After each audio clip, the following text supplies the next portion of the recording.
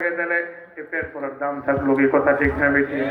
আর যদি আজকে রসুলের দাড়ি নিয়ে শুয়ে যাইতা, তোমার প্যান্টের চেইন গুলো লাগতো না, তোমার চেহারা নূর চমকাইতো, তুমি নবীর সুপারির জান্নাতি হয়ে যাবে। আজকে ভাইজান কয়েকটা হাত দেখতে চাই, লজ্জা করিও না। হুজুর আর দাড়িতে ফুল লাগাবো না, আমি দোয়া করবো আল্লাহ নবীর সঙ্গে তোমার জিয়ারত হয়ে যাবে, নবীর বিবি হতে পারবে। আল্লাহ কবুল করেন, জোরে বলো না আমি। পারবেন যে একটা হাত তুলতে?